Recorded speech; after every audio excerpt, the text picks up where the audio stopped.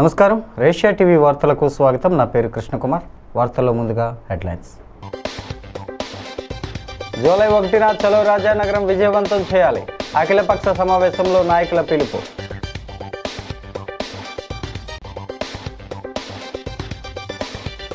రాజమండ్రి పర్యాటక హబ్గా మారుతోంది. రివర్ ఫ్రంట్ పనులు పరిశీలించిన ఆదిరెడ్డి శ్రీనివాస్.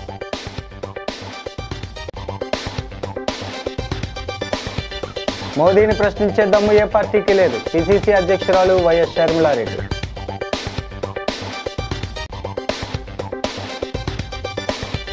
మిషన్ వాత్సల్య పథకం చెక్కు అందజేత. కేంద్ర ప్రభుత్వానికి లబ్ధిదారు కృతజ్ఞతలు.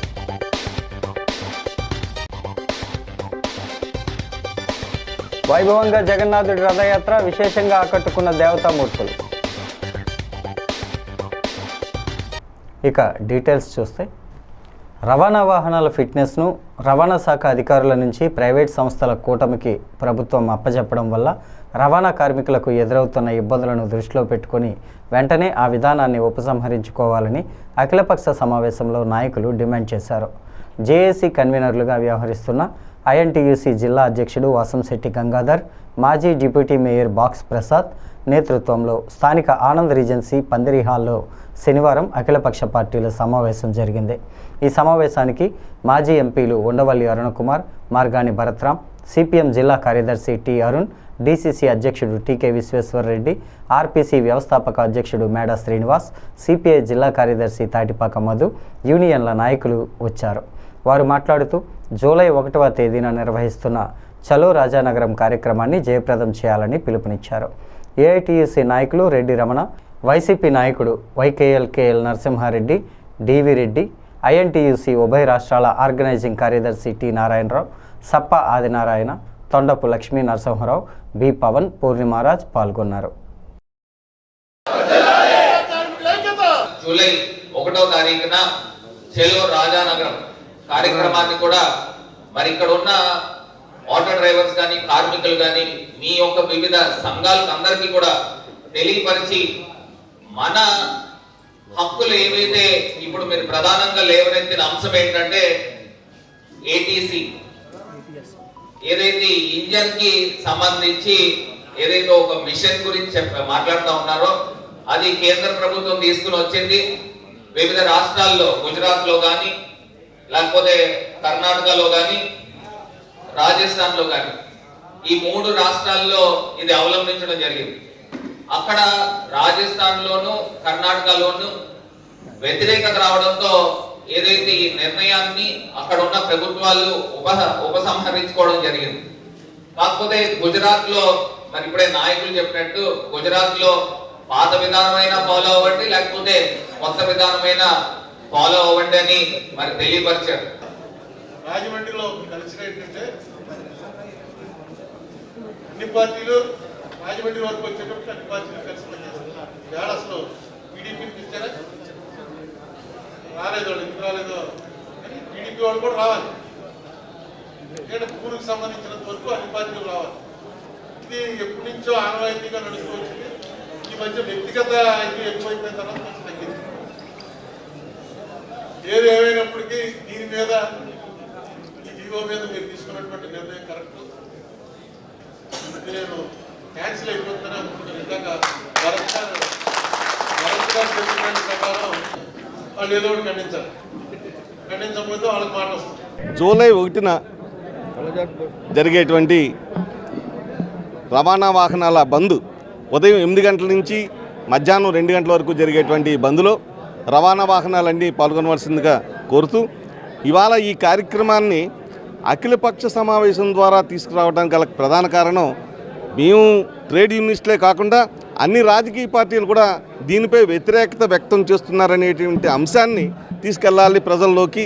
ఇవాళ కూటమి ప్రభుత్వం చేస్తున్నటువంటి ఏవైతే తప్పులు ఉన్నాయో ఆ తప్పులు సరి చేసుకోకపోతే నష్టపోతున్నారనేటువంటి విషయాన్ని కూడా తెలియజేయాలనేటువంటి ప్రధాన ఉద్దేశంతోనే ఈ కార్యక్రమం చేస్తాం. ముఖ్యంగా ఇవాళ మీరు తీసుకున్నటువంటి ఏటీఎస్ ఏదైతే నిర్ణయం ఉందో అది మరి వాహన యజమానులందరికీ కూడా గొడ్డలి పెట్టి లాంటిది. ఒక్కసారి దాన్ని వెనక్కి తీసుకోవాల్సిందిగా గుజరాత్ ప్రభుత్వంలో ఏదైతే వెసులుబాటు కలిగించారో ఆ వెసులుబాటుని ఆంధ్రప్రదేశ్ కూడా కల్పించండి.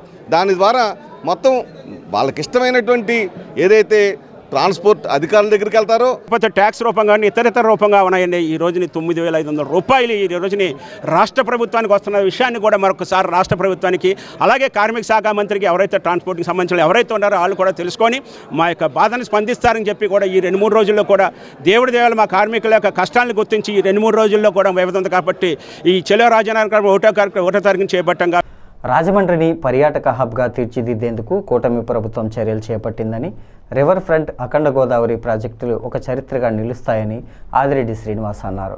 శనివారం ఆయన అధికారులతో కలిసి గోదావరి రివర్ ఫ్రంట్ పనులను పరిశీలించారు. ఈ సందర్భంగా ఎమ్మెల్యే ఆదిరెడ్డి వాసు మాట్లాడుతూ రివర్ ఫ్రంట్ పనులు 6 నెలల్లో పూర్తవుతాయని చెప్పారు. గోదావరి గట్టున ఉన్న ప్రముఖుల విగ్రహాలు మరింత అందంగా తీర్చిదిద్ది పునఃప్రతిష్ఠ చేస్తామని తాను ముందు నుంచే చెబుతున్నానని, ఇదే విషయాన్ని ఎంపీ దగ్గుబాటి పురంధేశ్వరి కూడా స్పష్టం చేశారని అన్నారు. పురోహితులకు ఇబ్బంది లేకుండా అధికారులు ప్రత్యామ్నాయ ఏర్పాట్లు చేశారని ఆయన చెప్పారు. రివర్ ఫ్రంట్ అఖండ గోదావరి ప్రాజెక్టుల వల్ల స్థానికంగా ఉద్యోగ ఉపాధి అవకాశాలు పెరుగుతాయని, వ్యాపారాల అభివృద్ధి చెందుతాయని అన్నారు.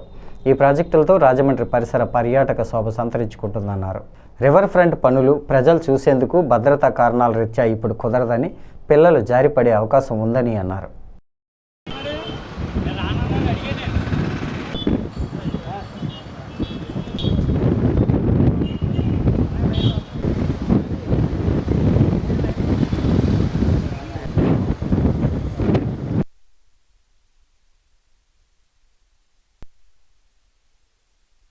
కూటమి అధికారంలోకి వచ్చిన తర్వాత రాజమండ్రి సిటీలో రివర్ ఫ్రంట్ అనే కార్యక్రమాన్ని మనం శంకుస్థాపన చేసుకోవడం మీరు చూడవచ్చును.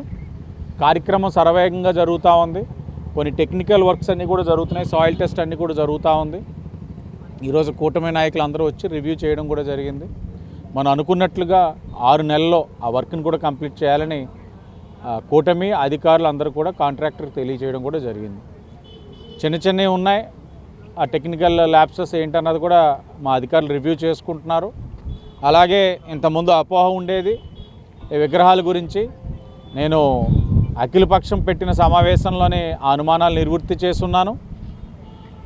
అలాగే నిన్న గౌరవ ఎంపీ పురంధేశ్వరి గారు కూడా విగ్రహాలని తొలగించబోము, ఉన్న వాటిని ఇంటిగ్రేట్ చేసి యూనిఫామ్గా వాటిలన్నింటినీ కూడా ఈ యొక్క ప్రాజెక్టు తోటి అనుసంధానం అయ్యేటట్లు చేస్తామని కూడా స్పష్టమైన హామీ ఇచ్చున్నాం.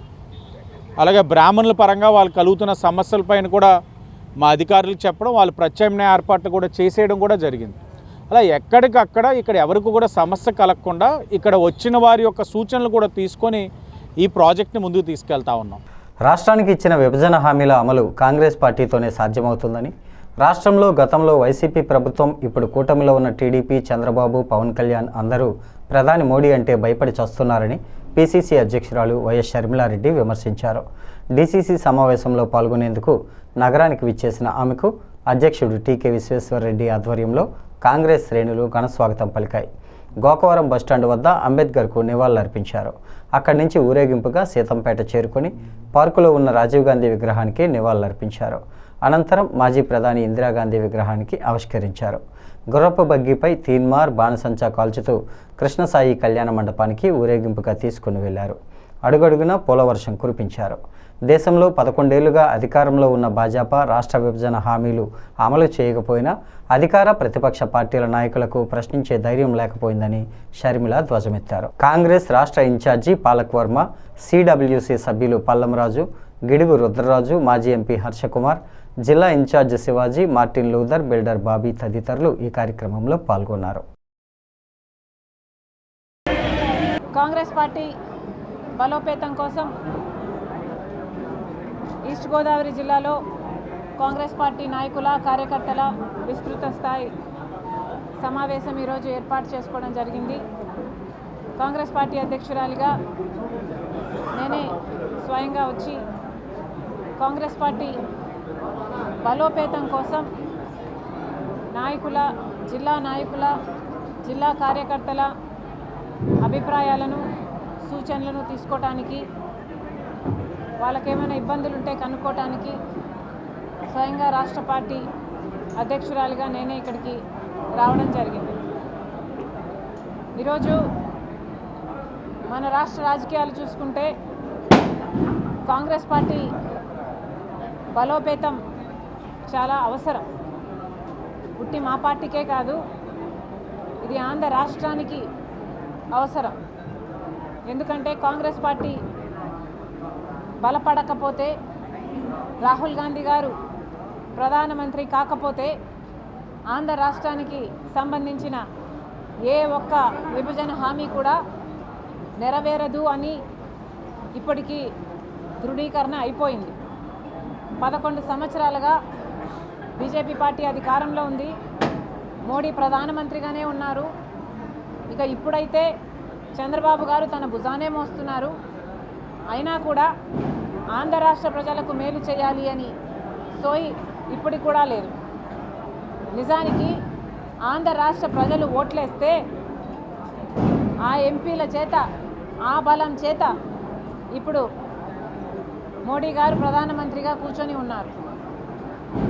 మరి అలాంటప్పుడు 10 ఏళ్ళు చేసిన మోసం ఒక ఎత్తు అయితే, గత సంవత్సరం రోజులుగా ఆంధ్ర రాష్ట్ర ప్రజలు ఇచ్చిన బలంతో మోడీ అధికారం అనుభవిస్తూ కూడా ఇప్పటి వరకు ఏ ఒక్క హామీ గురించి మోడీ గారు మాట్లాడకపోవడం చాలా దురదృష్టకరం, చాలా దారుణం.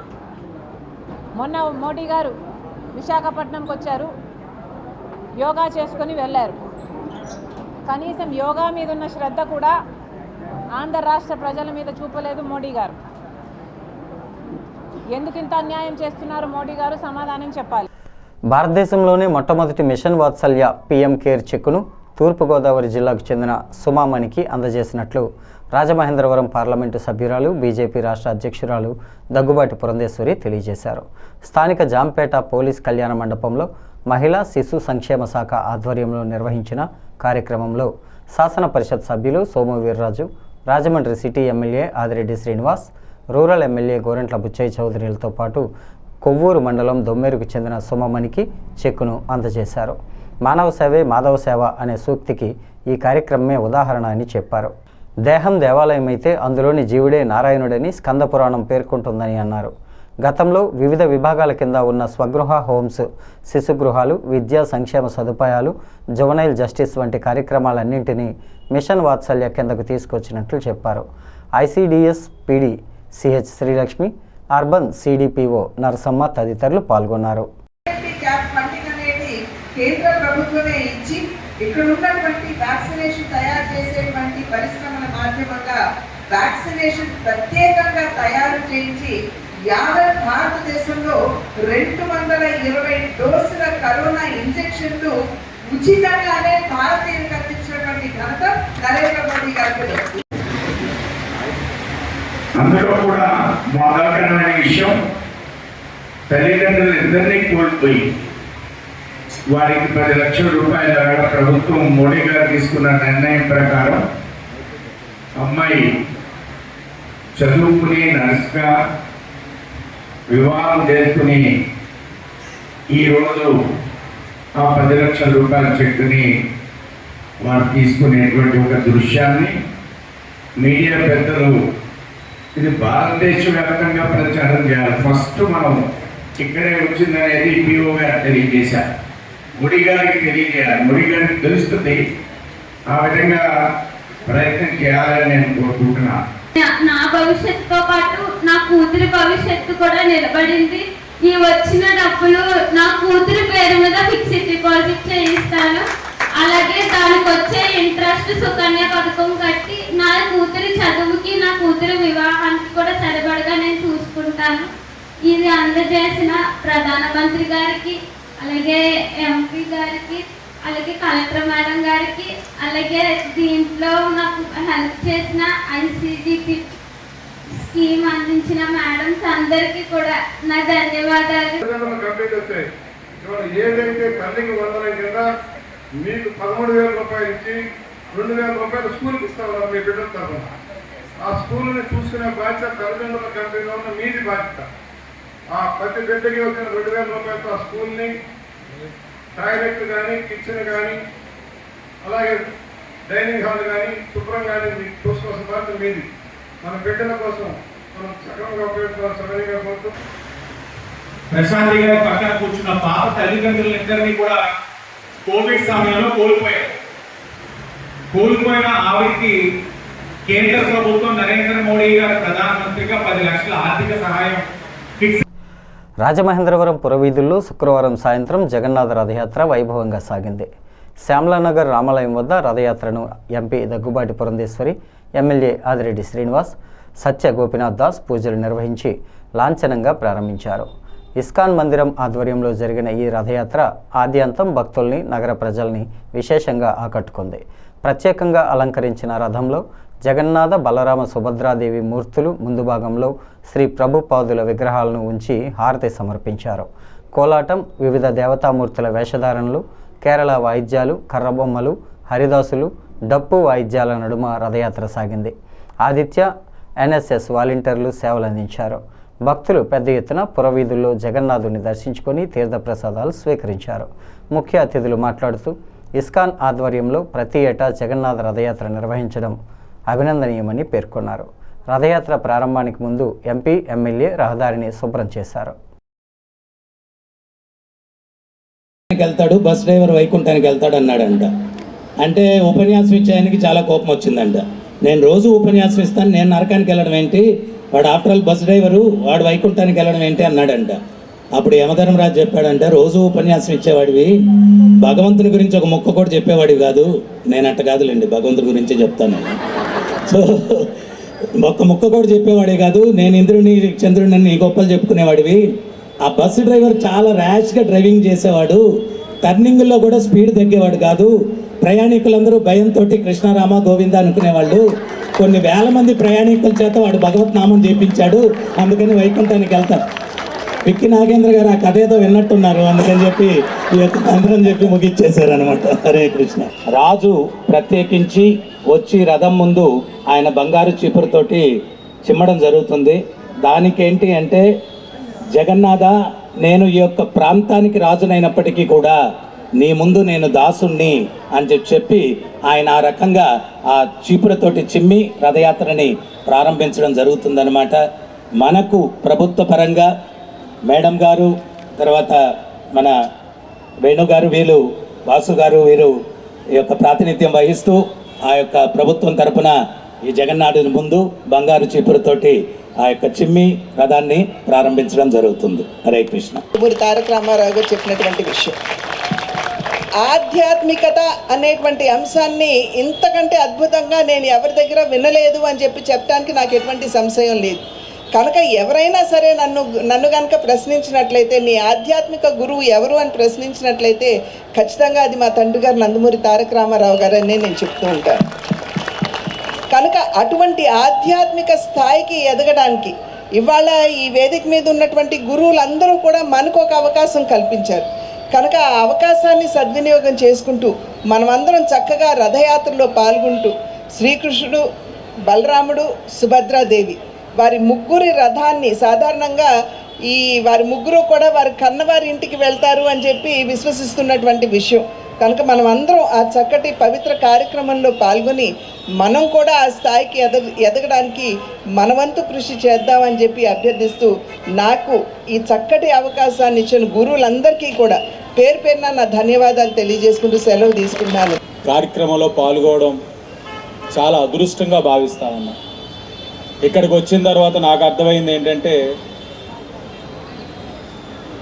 చెప్పేవారు ఉండాలి, నడిపించేవారు ఉండాలి.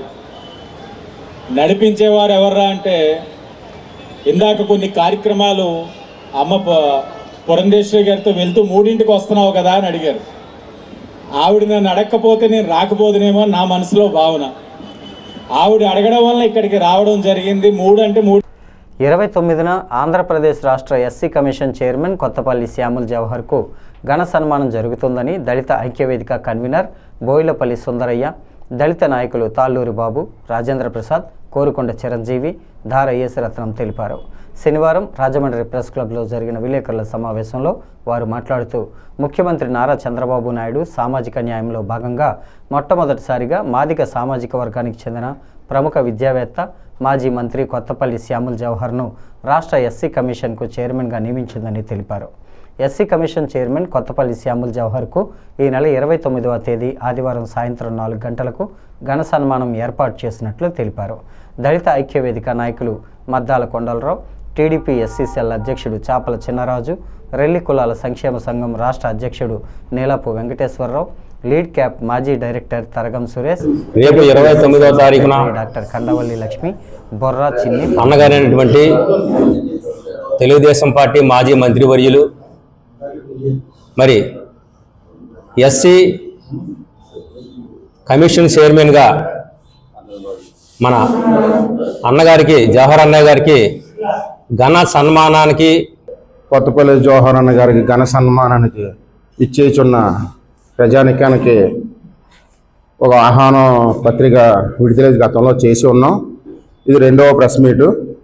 దీనికి అందరూ సహకరించిన పెద్దలు, మాదిగ కమ్యూనిటీ నుంచి మేధావులు, ప్రొఫెసర్స్, యువకులు, మహిళలు అందరూ చాలా రేపు జరగబోయే ఆహ్వాన ఫంక్షన్ ఈ ఘన సన్మానానికి అందరూ ముందుకు రావడానికి చాలా ఎదురు చూస్తున్నారు. ఆదిరెడ్డి వాసు గారు, బత్తుల రామకృష్ణ గారు, అలాగే ఎస్సీ ఎమ్మెల్యేలు నలబెల్లి రామకృష్ణ గారు 7 కాన్స్టిట్యున్సీలు, కొవ్వూరు ముప్పుడు వెంకటేశ్వర గారు, అలాగే గోపాలపురం ఎమ్మెల్యే మద్దిపాటి వెంకటరాజు గారు ఇచ్చేస్తున్నారు కాబట్టి, అలాగే వారితో పాటు రుడా చైర్మన్, ఇలాగ తదితర పెద్దలందరూ కూడా ఇచ్చేస్తున్నారు కాబట్టి తప్పక వచ్చి ఆయన ఆశీర్వాదాలు అందించాలని, అలాగే దళిత సంఘాలందరూ కూడా దీంట్లో పాల్గొవాలని విజ్ఞప్తి చేస్తూ అందరికీ నమస్కారం అండి. రేపు 29వ తారీఖున అన్న జవహర్ గారికి ఎస్సీ కమిషన్ ఇచ్చిన సందర్భంగా ఆనంద్ రెజెన్సీ పందిరి హాల్లో ఆయనకి ఘనంగా సన్మానం ఏర్పాటు చేయడం జరిగిందండి. ఎందుకంటే ఎస్సీ కమిషన్ అంటే నిజంగా ఎస్సీలను గౌరవించే ప్రభుత్వం, కూటమి ప్రభుత్వంగా భావిస్తూ మన ఎస్సీ ఎస్టీ మైనార్టీలు ఈ ప్రోగ్రాంకి వచ్చి అన్నగారి సన్మానాన్ని ఘనంగా జరిగేటట్లు సహకరించాలని కార్యక్రమం దళిత ఐక్యవేదిక తరపున జరుగుతుంది. అంటే మా ఎస్సీల్లో ఉన్నటువంటి 59, 62 ఉపకులాలు కూడా కలిపి చేస్తున్నాయి. దాంట్లో ప్రధానంగా మాదిగల నుంచి, మాలల నుంచి, రెల్లి నుంచి అందరూ వచ్చి ఉన్నాం. ఇదంతా కూడా చాటి చెప్దామనే ఉద్దేశంతో కాతేరు అగ్రహారంలో ఉన్న శ్రీ దత్తాత్రేయ వేద విద్య గురుకులం రజతోత్సవ వేడుకల సందర్భంగా ఈ నెల 28 నుంచి వచ్చే నెల 27వ తేదీ వరకు శ్రీ కృష్ణ యజుర్వేద సంపూర్ణ ఘనపారాయణ కార్యక్రమానికి శనివారం శ్రీకారం చుట్టారు. పాఠశాల ప్రధానోపాధ్యాయుడు డాక్టర్ గుల్లపల్లి సీతారామచంద్రమూర్తి ఘనపాటి ఆధ్వర్యంలో నెల రోజుల పాటు ఈ కార్యక్రమం జరగనుంది. విద్యార్థులు చేసిన వేద పారాయణంతో అగ్రహారం పరిసర ప్రాంతాలు మార్మోగాయి. విశ్వనాథ గోపాలకృష్ణ శాస్త్రి, నగర ప్రముఖులు దాట్ల బుచ్చి, వెంకటపతిరాజు, డాక్టర్ టివి నారాయణరావు, పాలిపు ప్రసాద్ తదితరులు ఈ కార్యక్రమాన్ని తిలకించారు. నెల రోజుల పాటు జరిగే ఈ కార్యక్రమాన్ని అందరూ వీక్షించవచ్చని నిర్వాహకులు తెలిపారు. రకరకాల చోట్లలో ఘనస్వస్తులు అవుతాయి. చాలా ఇంతకంటే పెద్ద విద్వాంసులు ఉండొచ్చు, ఇంతకంటే చాలా వైభవంగా చేయవచ్చు. కానీ ఇవాళ ఈ సంస్థలో తయారైన వాళ్ళు ఇక్కడ స్వస్తి చెబుతున్నారు అనేది మాత్రం గొప్ప విశేషం. వాళ్ళు ఏమాత్రం సందేహం లేదు. ఇలాంటి దాంట్లో అన్ని చోట్ల గాయం. ఒక వేదభవనంలో చూశాను నేను, వెంకటరామన్ గారు ఆయన చేసేటువంటి పరిస్థితుల్లో అక్కడ తయారైన విద్యార్థులతో ఘనస్వస్తి చేశారు. తర్వాత ప్రాంతాల్లో ఇంతమంది విద్యార్థులు విద్వాంసులుగా తయారవడం, వారందరూ ఇక్కడ ఘనపాఠం చేయడం అనేది చాలా అపూర్వమైన సన్నివేశం. ఒక సంస్థ లలితోత్సవాలు చేసుకోవడంలో దానికి ఏం చేస్తే లలితోత్సవాలు అందరిస్తాయి అనే దానికి ఎందుకంటే గొప్ప తర్కాన్ని లేదు.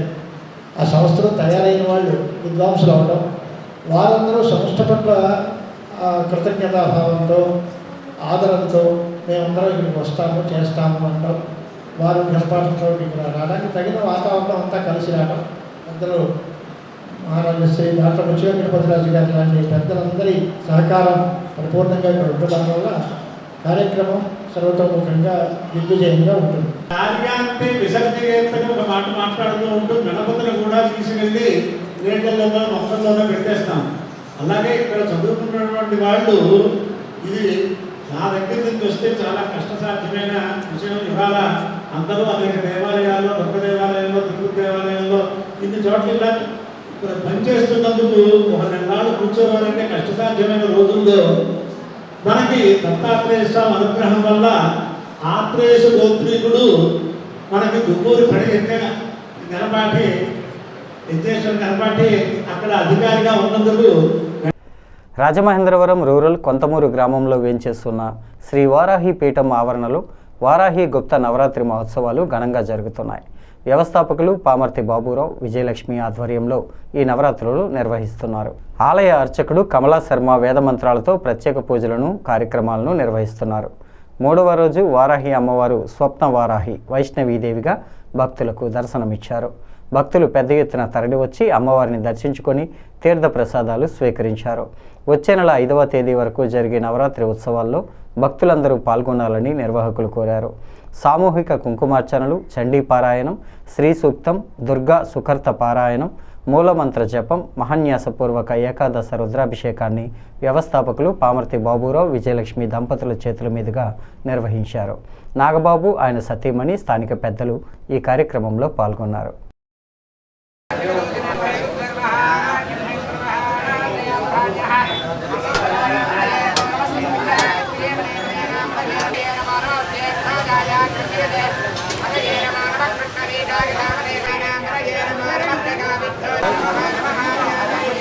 ఈరోజు కొంతమూరు గ్రామంలో వెంచేసి ఉన్న శ్రీ వారాహిదేవి వారాహిదేవి గుప్త నవరాత్రుల సందర్భంగా మన ఆలయం నందు ఈరోజు గుప్త నవరాత్రులు 3వ రోజు అమ్మవారి అలంకరణ స్వప్న వారాహి, అలాగే వైష్ణవీదేవి అని కూడా పిలుస్తారు. ఈరోజు మన ఆలయం నందు మహాన్యాసపూర్వకంగా ఏకాదశ రుద్రాభిషేకం, సామూహికంగా కుంకుమార్చనలు, శ్రీ సూక్త, దుర్గా సూక్త పారాయణలు, చండీ పారాయణ, ప్రదోషకాల సమయంలో అలాగే చండీ హోమం, శ్రీ సూక్త, దుర్గా సూక్త హోమాలు జరగబడుచున్నవి. కావున 50 మంది వ్యక్తులు ఇచ్చేసి ఈ ఆలయం నందు అమ్మవారి దర్శనం చేసుకుని అమ్మవారి కృపకు పాత్రలు కాగలరని మనవి. ఈ ఆలయ ధర్మకర్త బాబురావు గారి దంపతుల ఆధ్వర్యంలో జరుగుతున్నారు. తల్లికి వందనం పథకానికి నమోదు చేసుకుని ఖాతాల్లో నగదు జమ కాని వారు ఆందోళన చెందాల్సిన అవసరం లేదని, తమ గ్రామ వార్డు సచివాలయంలో అర్జీలను స్వీకరించడం జరుగుతుందని, ఆ మేరకు ఫిర్యాదు చేయవచ్చునని జిల్లా కలెక్టర్ పి ప్రశాంతి తెలియజేశారు. స్థానిక జిల్లా కలెక్టర్ క్యాంపు కార్యాలయంలో తల్లికి వందనం పథకంపై డివిజనల్ అభివృద్ధి అధికారి డిఎల్డిఓ పి వీణాదేవి, జిల్లా విద్యాశాఖ అధికారి కె వాసుదేవరావు, సాంకేతిక సిబ్బంది నాగేశ్వరరావులతో సమీక్ష నిర్వహించారు. ప్రశాంతి మాట్లాడుతూ తల్లికి వందనం కింద జిల్లాలో ఇప్పటి వరకు అందిన ఫిర్యాదులలో 9,361 పరిష్కరించామన్నారు. వీటిలో 2,865 మందికి ఇప్పటికే చెల్లింపులు చేశామని, మరో 6,496 మందికి త్వరలోనే చెల్లింపులు జరుగుతాయన్నారు. ఎలాంటి ఫిర్యాదులున్నా గ్రామ వార్డు సచివాలయంలో నమోదు చేయవచ్చునని, వాటికి సంబంధించి సరైన ధ్రువపత్రాలను సమర్పించాలని ప్రభుత్వ వెబ్ పోర్టల్ కూడా సరిచేయడం జరుగుతుందని వెల్లడించారు.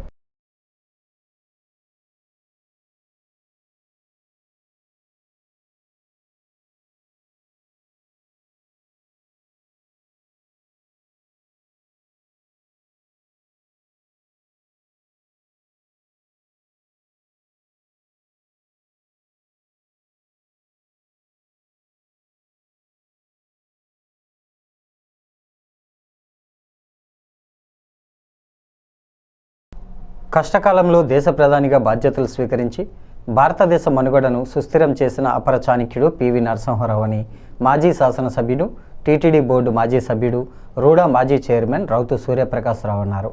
పివి 104వ జయంతి కార్యక్రమం స్వతంత్ర సమరయోధుల పార్కులో శనివారం జరిగింది. రౌతు మాట్లాడుతూ పివి మరణానంతరం దేశం మొత్తం మీద తొలి విగ్రహాన్ని రాజమండ్రిలో నెలకొల్పడం తన అదృష్టమన్నారు. సమితి కన్వీనర్ మాదిరాజు శ్రీనివాస్ మాట్లాడుతూ ఆంధ్రకేసరి యువజన సమితికి పివి నరసింహారావు జీవితకాల సభ్యుడని, ఆయన ప్రోత్సాహంతోనే సమితి విద్యాలయాలు స్థాపించిందని తెలిపారు. సమితి పూర్వాధ్యక్షుడు దేశిరెడ్డి బలరామనాయుడు మాట్లాడుతూ ప్రతి ఏటా క్రమం తప్పకుండా పివి జయంతి కార్యక్రమం నిర్వహిస్తామన్నారు. మద్దూరి అన్నపూర్ణయ్య సేవా సమితి కార్యదర్శి బెజవాడ రంగారావు, సమాజ సేవకులు పివి కృష్ణారావు, సభ్యులు దూర్వాసుల సత్యనారాయణ, రఘుపాత్రుని సాయిబాబా, గుడిపూడి సునీల్, గౌతమ్ పాల్గొన్నారు. పార్కు ఆయన పేరును పెట్టి గవర్నర్ అప్పుడు సుశీల్ కుమార్ సిండే గారి చేత తీసుకొచ్చి ఓపెన్ చేయించడం కూడా జరిగింది. ఇంకా ఆయన గురించి ఎంత చెప్పుకున్నా అది తరగనటువంటిది. అయితే మహానుభావులు పుడతారో, పుడితే కొందరు ఏంటంటే మనం శారీరకం మన మధ్యలో ఉండరు కానీ ఈ సమాజం ఉన్నంతకాలం బతికే ఉంటారంటానికి ఇవాళ పివి నరసింహారావు జయంతి ఒక నిదర్శనం. ఆయన లేకపోయినా ఆయన మనం స్మరించుకుంటున్నాం. మన బంధువు కాదు, మన రక్త సంబంధికుడు కాదు, మనకి ఏది కాదు, కానీ మన అందరి కోసం బతికాడు ఆయన. కాబట్టి మన అందరూ కూడా ఇప్పుడు ఉన్న మిత్రులు మనం ఎంతమంది వచ్చినా, ఎంతమంది అని కాదు, కడివేడు పాలు కాదు, వచ్చిన 10 మంది కూడా ఈ సమాజం కోసం ఆలోచించేటువంటి మంచి వ్యక్తులు అందరూ కూడా వచ్చారు. ప్రత్యేకించి మా మిత్రుల్ని కూడా అభినందిస్తూ ఆ 104వ జయంతి కార్యక్రమం ఒక చరిత్రఘట్టమైనటువంటి ఈ ఫ్రీడమ్ పార్క్ లో జరుపుకోవడం చాలా సంతోషంగా ఉందని చెప్పి తెలియజేసుకుంటూ, మరి మరొకసారి మా మిత్రులందరికీ, సమితి సభ్యులకి, పాల్గొన్న వాళ్ళందరూ కూడా నా ధన్యవాదాలు తెలియజేస్తూ సెలవు తీసుకున్నాను. జోహార్ పివి నరసింహారావు, జోహార్ పివి నరసింహారావు, జోహార్ పివి నరసింహారావు. ఈ వార్తలు ఇంతటితో సమాప్తం. నమస్కారం.